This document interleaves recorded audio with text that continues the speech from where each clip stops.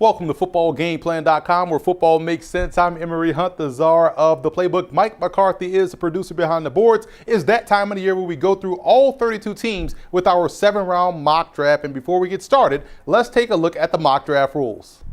First, these picks are based off what I would do as the GM of the team, not based off what I think will happen or what will actually happen in April's draft. And we use Football Game Plan Scouting's prospect rankings and big board, which you could find at footballgameplan.com/FBGP scouting.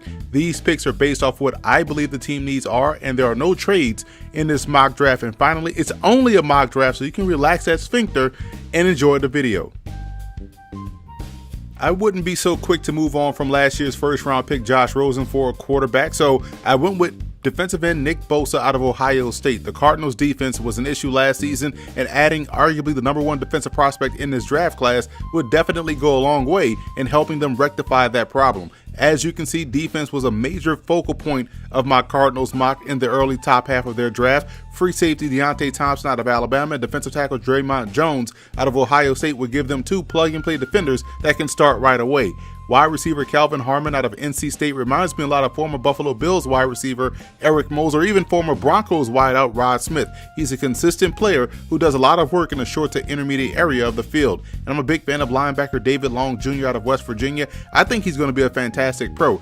Adding more pieces to the offense side of the ball with wide receiver Johnny Dixon out of Ohio State, tight end Dax Raymond of Utah State, and guard Bunchy Stallings of Kentucky. Dixon is your quintessential slot receiver and really put together a fine, healthy senior season at Ohio State. Raymond gives the Cards a solid inline option who's also a very good receiver, while Stallings continues to add both talent and depth along the interior offensive line for Arizona. And I close out the Cardinals mock with two lengthy and athletic corners in Baylor's Derek Thomas and Fordham's Dylan Mabin. Thomas was a receiver at Temple before transferring to Baylor and switching positions. He has solid tape this year and still has upside left in his game. Mabin was one of the better corners in the FCS. He's an excellent boundary corner with strong press skills, bringing great value as a kickoff returner.